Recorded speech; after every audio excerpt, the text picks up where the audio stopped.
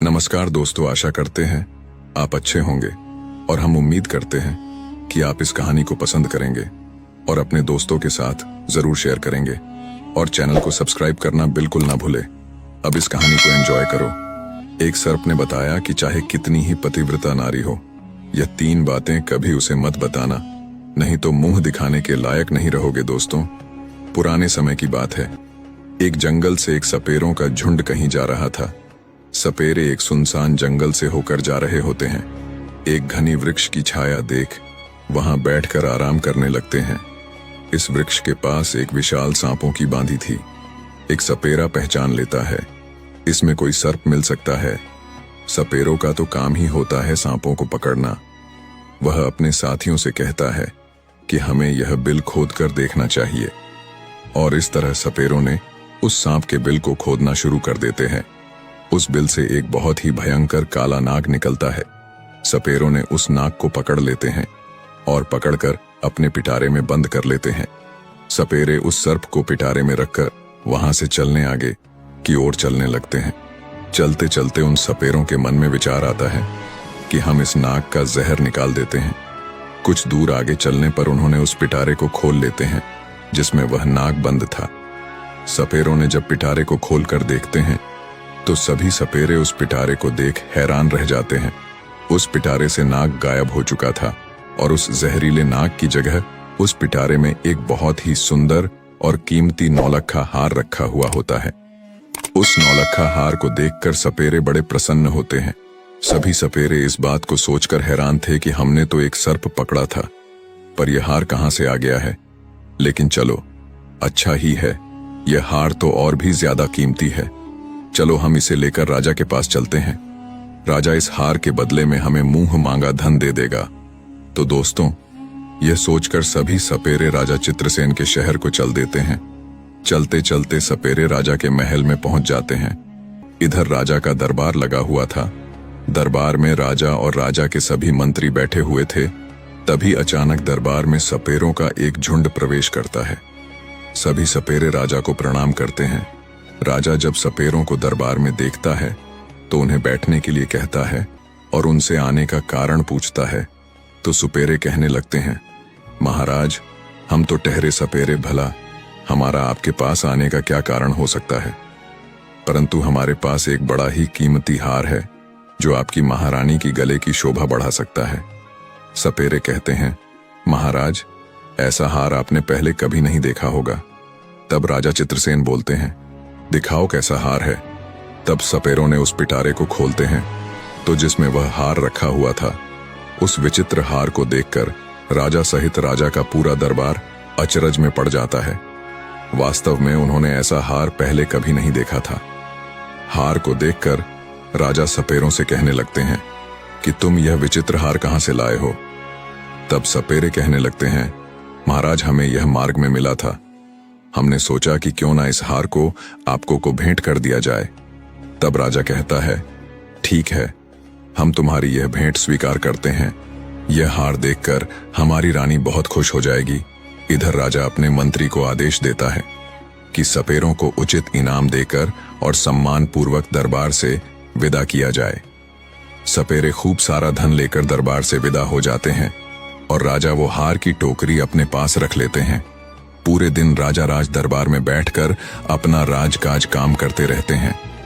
धीरे धीरे शाम होती है तो दरबार को समाप्त करके राजा हार वाली टोकरी अपने साथ लेकर महल में जाता है और महारानी से कहता है, देखो, आज तो मैं तुम्हारे लिए बहुत ही सुंदर उपहार लेकर आया हूं, जिसे तुम देखोगी तो बहुत खुश हो जाओगी। तब रानी कहती है, महाराज, ऐसा क्या लाए हो तुम मेरे लिए। इतना कहकर राजा वह टोकरी रानी की ओर खिसका देता है और कहने लगता है कि नहीं मानती हो तो खुद ही देख लो। दोस्तों, जैसे ही रानी उस पिटारे को खोलकर देखती है तो उसमें एक बहुत सुंदर तेजस्वी एक छोटा सा बालक सो रहा होता है। उस बालक के चेहरे पर अलौकिक दिव्य चमक थी। बालक इतना सुंदर था कि रानी उस बालक को देखते ही रह जाती है और कहने लगती हैं कि महाराज, इसमें तो बड़ा ही सुंदर बालक सोया हुआ है। तब राजा कहने लगता है, नहीं, इसमें तो नौलखा हार था, यह बालक कैसे बन सकता है। राजा को जब रानी की बात पर भरोसा नहीं हुआ तो राजा वह टोकरी लेकर स्वयं देखता है। तो दोस्तों, वास्तव में राजा का आश्चर्य का ठिकाना नहीं रहता है।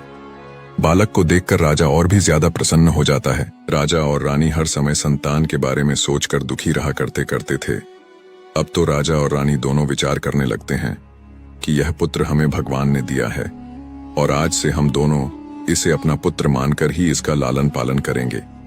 और यह बात किसी को पता भी नहीं थी कि राजा ने जो हार खरीदा है वह बालक बन गया है।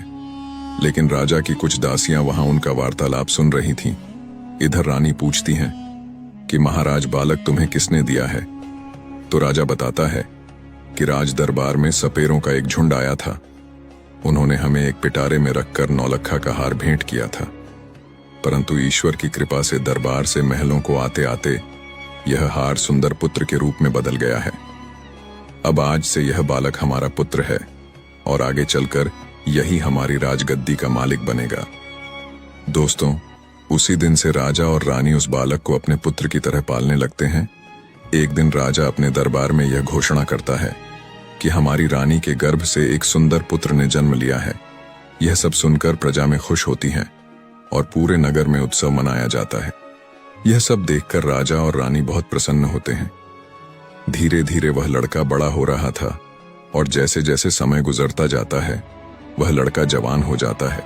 अब वह लड़का शादी के योग्य हो जाता है। तब राजा के मन में विचार आता है कि अब मेरे पुत्र का विवाह कर देना चाहिए। एक दिन राजा अपनी महारानी से कहता है कि अब हमारा पुत्र विवाह के योग्य हो गया है और अब इसका किसी सुंदर कन्या से विवाह कर देना चाहिए। राजा का यह प्रस्ताव रानी को भी बहुत पसंद आता है। रानी कहती है, महाराज, शुभ काम में देरी कैसी, जितनी जल्दी हो सके आप मेरे पुत्र का विवाह कर देना चाहिए। दोस्तों, राजा चित्रसेन के राज्य के पास ही एक दूसरा राज्य भी था। उस राज्य के राजा का नाम जयंत था।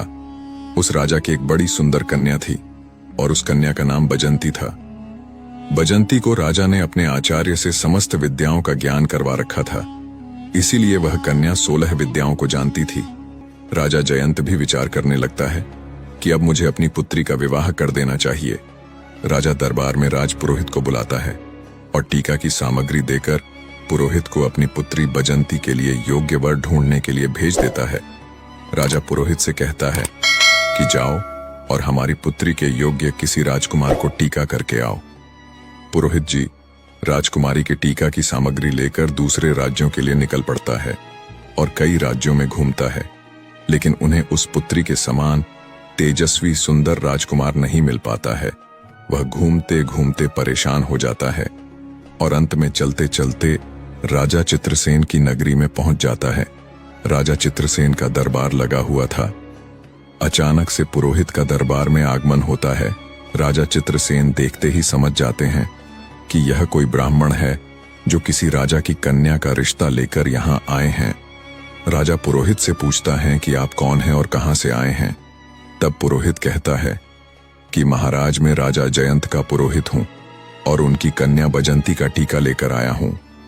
हमारे राजा की कन्या राजकुमारी बजंती बड़ी ही रूपवान और 16 विद्याओं में पारंगत हैं। हमने सुना है कि आपका राजकुमार भी विवाह के योग्य हो गया है।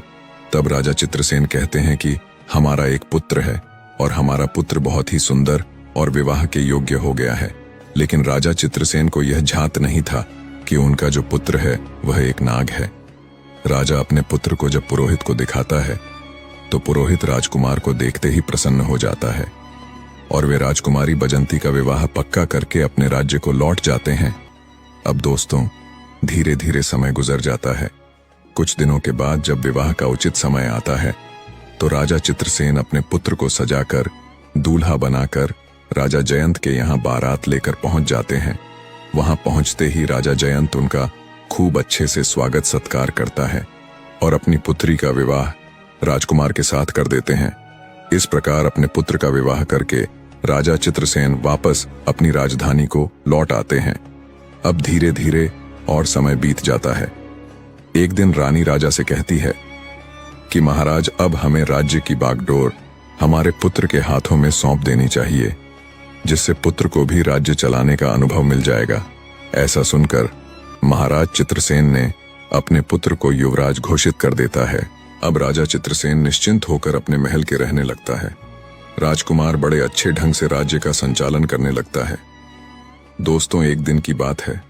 राजकुमारी बजंती को उसकी दासी एक बात कहती है। वह कहती है कि राजकुमार को पूछना कि तुम्हारे माता पिता कौन है।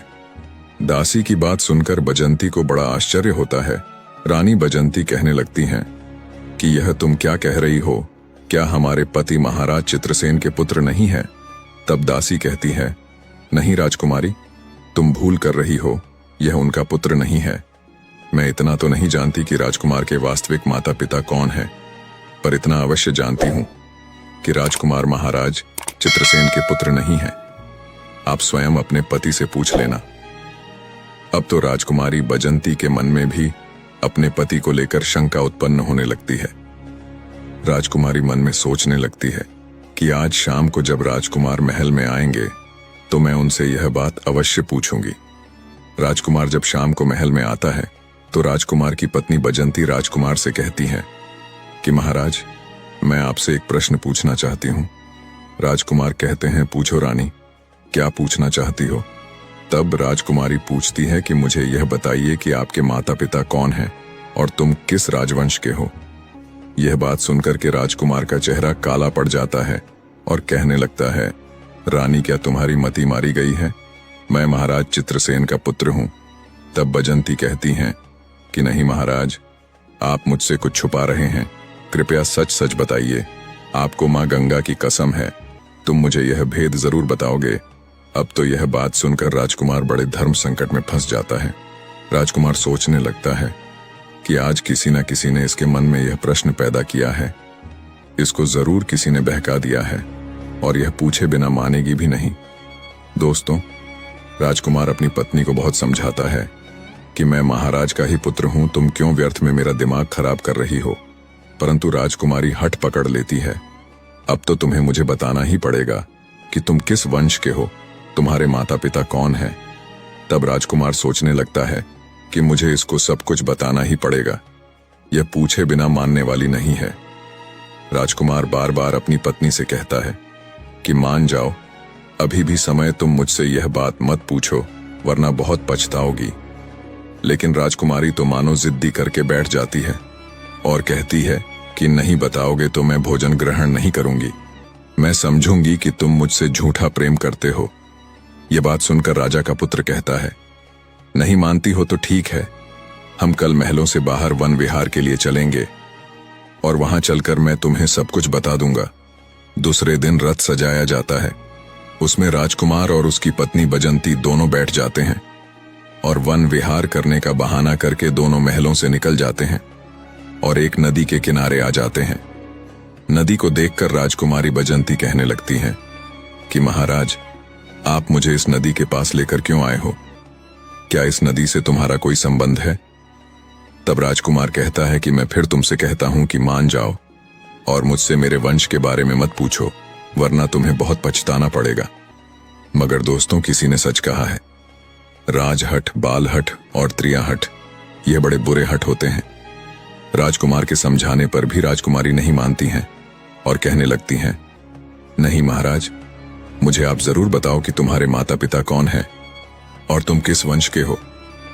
राजकुमारी बजंती जब नहीं मानती है तो राजकुमार उस नदी में नीचे उतर जाता है और जल के बीच पहुंच जाता है और कहता है कि रानी, अभी भी समय है, तुम मुझसे यह बात मत पूछो, अभी कुछ नहीं बिगड़ा है।